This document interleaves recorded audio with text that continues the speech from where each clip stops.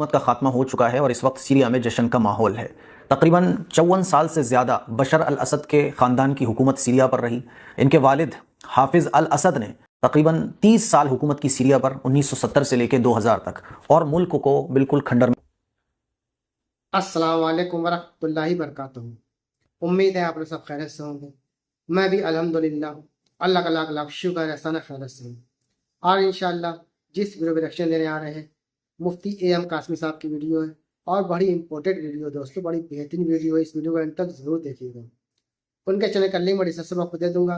आप लोगों ने चैनल सब्सक्राइब करिएगा और मेरी वीडियो को शुरू से लेकर एंड तक ज़रूर देखिएगा और जितना हो सके इसको शेयर करिएगा। और जो भी हज़रत अपने चैनल पर नए आते हैं वो सब्सक्राइब करके अपनी कीमती राय कमेंट बॉक्स में ज़रूर बताया करें।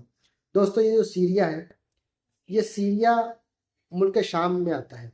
मुल्क शाम वो मुल्क शाम है जिसका कुरान हदीस में मतलब जिक्र है कई जगह, लेकिन मुल्क शाम बहुत बड़ा है। मुल्क शाम में सीरिया भी आता है, फ़िलिस्तीन भी आता है और तमाम मुल्क आते हैं, और कुछ हिस्सा तुर्की का भी आता है, कुछ लेबनान का भी आता है। मतलब तमाम मिला के मुल्क शाम बनता है। और उस मुल्क शाम में कुरान में भी जिक्र है और नबी पाक सल्लल्लाहु अलैहि वसल्लम ने क्या फरमाया है, ये सब हम जानेंगे इस वीडियो के ज़रिए से, कुरान हदीस की रोशनी के ज़रिए से। मुफ्ती साहब बता रहे हैं, बड़ी बेहतरीन बात है। तो आइए पहले हम वीडियो सुनते हैं, देखते हैं, फिर उसके बाद बात करते हैं। और ये जो मुल्क शाम का जो मामला है, इस टाइम सीरिया की हालत तो खस्ता ही है, क्योंकि उनकी जो हुकूमत थी 50 साल 54 साल की मतलब शिदत की हुकूमत थी। अब वहाँ पे सुन्नियों का राज समझ लीजिए एक तरीके से हो गया, लेकिन इसराइल अंदर घुसता जा रहा है, घुसता जा रहा है। उसका क्या होगा ये पता नहीं। बहरहाल आइए पहले हम लोग वीडियो देखते हैं। कुरान और हदीस से साबित है ये वीडियो, क्योंकि नबी पाक सल्लल्लाहु अलैहि वसल्लम ने जो बताया है पेशन गोई की है। आइए सोचते हैं और फिर उसके बाद बात करते हैं। अस्सलाम वालेकुम वरहमतुल्लाहि वबरकातुहू। सीरिया में बशर अल असद की हुकूमत का खात्मा हो चुका है और इस वक्त सीरिया में जश्न का माहौल है। तकरीबन 54 साल से ज़्यादा बशर अल असद के ख़ानदान की हुकूमत सीरिया पर रही। इनके वालिद हाफिज़ अल असद ने तकरीबन 30 साल हुकूमत की सीरिया पर 1970 से लेकर 2000 तक, और मुल्क को बिल्कुल खंडर में तब्दील कर दिया। मुल्क की हालत बिल्कुल ख़राब कर दी। फिर 2000 से लेके 2024 तक इनका जो बेटा था बशर अल असद, उसने हुकूमत की, और 2024 में अभी 2 दिन पहले इनकी हुकूमत का खात्मा हो गया। पूरे मुल्क को कंगाल कर डाला, लोगों पर बेतहाशा जुल्म किया। आप ऐसे समझ लो जैसे फिरौन और नमरूद का जो जुल्म था ना, बिल्कुल ऐसे ही। इसीलिए सीरिया के जो लोग हैं ना, वो अपने आप को आज़ाद महसूस कर रहे हैं। ये सीरिया यानी मुल्क शाम, वो मुल्क शाम आप लोग समझ रहे होंगे जिसका जिक्र कुरान में है, हदीस में है। तो मैं आप लोगों को बता देना चाहता हूँ कि सीरिया यानी मुल्क शाम जिसका जिक्र कुरान और हदीस में है ना, उसका जो हिस्सा है वो बहुत बड़ा है। उससे मुराद सीरिया, मौजूदा सीरिया, फ़िलिस्तीन, मकबूजा फ़िलिस्तीन, इसी तरह से उर्दून और लिबनान और तुर्की का एक इलाका है ना, इन तमाम को मिलाकर शाम कहा जाता है। वो शाम जिसका जिक्र हदीस में है। और ये मुल्क शाम बड़ी बरकत वाली जगह है, बड़ी बरकत वाली जगह है। अल्लाह के नबी सल्लल्लाहु अलैहि वसल्लम ने इसकी बड़ी फजीलत बयान फरमाई मुल्क शाम की।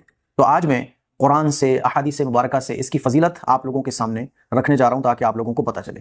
कुरान मजीद में बहुत सारी जगह अल्लाह ताला ने इस मुल्क की यानी इस जगह की फजीलत को बयान फरमाया। वनज्जैनाहु व लूतन इलल अर्दि लती बारकना फीहा लिल आलमीन। और हमने इब्राहीम और लूत अलैहिस्सलाम को इस सरजमी में पनाह दी कि जिसे हमने अहले दुनिया के लिए बाबरकत बनाया है।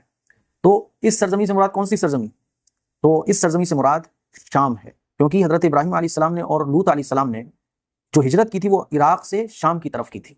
तो ये मुल्क शाम है जिसका जिक्र कुरान में भी मिलता है और अहादीस मुबारका में मिलता है। चलो कुछ हदीसें भी मैं आप लोगों को सुना देता हूँ। हज़रत अबू हुरैरा रज़ियल्लाहु तआला अन्हु रिवायत करते हैं, और वो कहते हैं कि रसूलुल्लाह सल्लल्लाहु अलैहि वसल्लम ने इरशाद फरमाया कि मेरी उम्मत की एक जमात अल्लाह के हुक्म पर कायम और दायम रहेगी। इसका मुखालिफ इसे कोई नुकसान नहीं पहुंचा सकेगा, और वो अपने दुश्मनों से जिहाद करती रहेगी। जब कभी एक लड़ाई खत्म होगी तो दूसरी जंग छिड़ जाएगी। अल्लाह ताला लोगों के दिलों को राह रास्त से हटाता रहेगा, ताकि उनसे माल गनीमत के जरिए इनको रिस्क देता रहे, यहाँ तक कि क़यामत आ जाए। गोया कि वो अंधेरी रात के टुकड़े होंगे, इस वजह से वो घबरा जाएंगे, हत्ता कि वो छोटी छोटी ज़रें पहनेंगे। और रसूलुल्लाह सल्लल्लाहु अलैहि वसल्लम ने इरशाद फरमाया ये अहले शाम है। फिर आप सल्लल्लाहु अलैहि वसल्लम ने शाम की तरफ इशारा करते हुए अपनी उंगली के साथ ज़मीन को कुरेदा, है ना, निशान बनाने के लिए ज़मीन को कुरेदा, यानी शाम की तरफ लकीर खींची। और ऐसी ज़बरदस्त तरीके से हुजूर ने लकीर खींची कि आपको तकलीफ भी हुई। बाज़ दफ़ा होता है ना, हम किसी चीज़ को खुरचने के लिए उंगली का जोर लगाते हैं तो उंगली में तकलीफ होती है, तो ऐसे हुजूर ने खत बनाया, ऐसे लकीर खींची। तो देखो इस हदीस से भी पता चलता है कि जो कुछ चल रहा है ये तो होगा, है ना। लेकिन ऑल ओवर जब आप देखेंगे, वो देखा है ना आपने, मैच चलता है, वही 5 की सीरीज है तो 2-2 हो गए। फिर विन कौन होता है, जीतता कौन है वो मैच जो 3 जीत ले, 3-2 की सीरीज हो गई साहब। तो चल रहा है, सब कुछ चल रहा है, लेकिन ऑल ओवर मिलाकर देखा जाएगा तो अल्लाह के नबी सल्लल्लाहु अलैहि वसल्लम ने क्या इरशाद फरमाया कि ये अहले शाम है, अल्लाह ताला की मदद इनके साथ होगी। एक दूसरी हदीस में आप अलैहिस्सलातु वस्सलाम ने इरशाद फरमाया, अल्लाह ताला का अम्र आने तक मेरी उम्मत का एक गिरोह हक पर क़िताल करता रहेगा। ए अहले शाम, मेरा ख्याल है कि वो तुम लोग हो। सैयदना अबू उमामा रज़ी अल्लाह तआला अन्हु से मरवी है कि रसूलुल्लाह सल्लल्लाहु अलैहि वसल्लम ने फरमाया, अल्लाह की ज़मीन में से इसका इंतखाब शाम की सरजमी है, अल्लाह की ज़मीन में से उसका इंतखाब शाम की सरजमी है, और शाम में कई बंदगान खुदा अल्लाह ताला के पसंदीदा लोग हैं, और मेरी उम्मत में एक ऐसी जमात भी है जो बगैर हिसाब व किताब के, अजाब बगैर हिसाब व किताब के और बगैर किसी सजा के वो जन्नत में दाखिल हो जाएंगे। वो कौन है? अहले शाम। हज़रत ज़ैद इब्न साबित रज़ी अल्लाह तआला अन्हु रिवायत करते हैं कि रसूलुल्लाह सल्लल्लाहु अलैहि वसल्लम ने इरशाद फरमाया, शाम के लिए खुशखबरी है, रहमान के फरिश्तों ने उस पर अपने पर फैला रखे हैं। समझ रहे हो? लेकिन ये याद रखो कि शाम से मुराद सिर्फ सीरिया नहीं है, बल्कि शाम से मुराद ये पूरा एरिया है जिसका मैंने जिक्र शुरू में किया था। और आप देखिए, हज़रत अब्दुल्लाह इब्न उमर रज़ी अल्लाह तआला अन्हु से मरवी है कि अल्लाह के रसूल सल्लल्लाहु अलैहि वसल्लम ने एक मरतबा ये दुआ की। कौन सी दुआ की? अल्लाहुम्मा बारिक लना फी शामिना व फी यमनिना, ए अल्लाह हमारे लिए हमारे शाम और हमारे यमन में बरकत फरमा। इस पर सहाबा इकराम ने अर्ज़ किया, अल्लाह के रसूल, और हमारे नजद में भी, यानी हमारे नजद के लिए भी बरकत की दुआ फरमाए। अल्लाह के रसूल सल्लल्लाहु अलैहि वसल्लम ने दोबारा यही फरमाया कि अल्लाह हमारे शाम और यमन को हमारे लिए बाबरकत बना।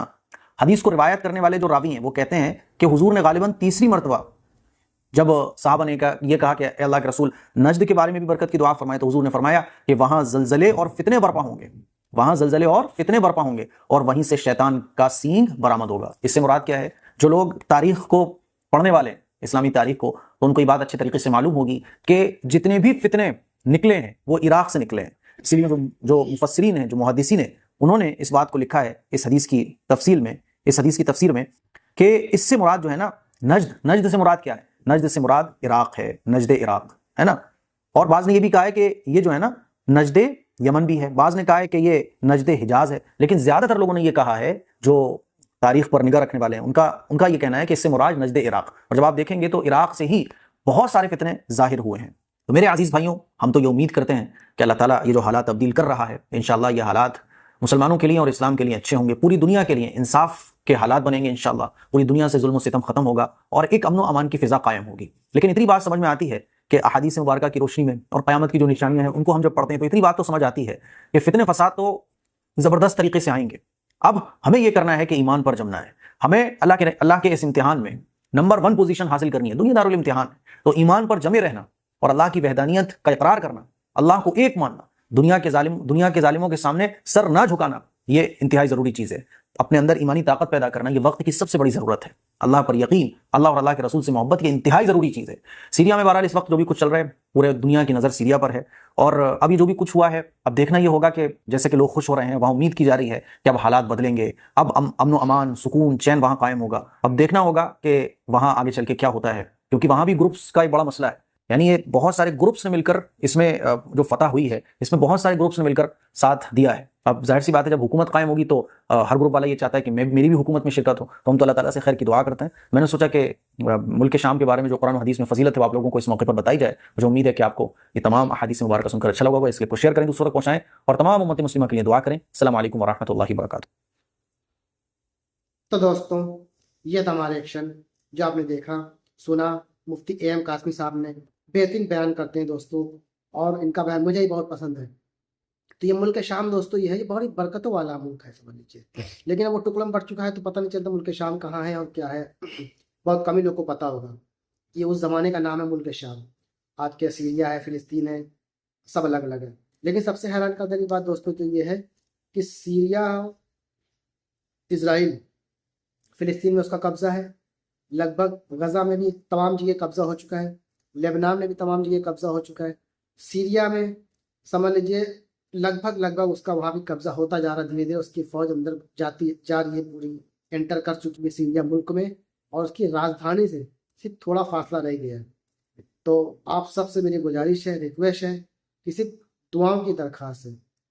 दुआ जितना हो सके पूरे उम्मत मुस्लिमा के कीजिए, क्योंकि इस वक्त के हालात बड़े नाजुक है दोस्तों, बेइंतहा नाजुक है। जितना हो सके 5 टाइम की नमाज पढ़ें और खूब जितना हो सके दुआएं मांगें। हमारे अपने मुल्क हिंदुस्तान के लिए तो ज़रूर कुछ दुआ मांगें। यहाँ की भी हालात कोई अच्छे नहीं है, जितना हो सके दुआ मांगे, क्योंकि फ़िलिस्तीन की भी हालात बहुत ख़राब है। तमाम न्यूज़ें में बता ही रहे हैं सब, और सोशल मीडिया के ज़रिए से, कि वहाँ भी बहुत हालात ख़राब है। गज़ा के बहुत हालात ख़राब है, सीरिया के भी हालात ख़राब है। तमाम मुल्कों की हालत ख़राब है, क्योंकि ये जो बड़ी बड़ी ताकतें छोटे छोटे मुल्कों को दबा रही हैं और तमाम लोग अब तक के जाने जा चुकी हैं, हम सब जान रहे हैं। तो बस दुआ की दरख्वास्त है, क्योंकि दुआ एक ऐसी चीज़ है, अल्लाह ताला ने चाहा तो इंशाल्लाह जो भी उसमें खैर होगी अल्लाह ताला वो बेहतर फैसला करेगा। आमीन या रब्बुल आलमीन। तो दुआ ज़रूर करें दोस्तों, ये था हमारा एक्शन। जितना हो सके इस वीडियो को शेयर कर, ताकि हर आदमी दुआ ज़रूर करे। हम मिलेंगे आपसे नेक्स्ट वीडियो में, तब तक के लिए अस्सलाम वालेकुम वरहमतुल्लाहि वबरकातुहू।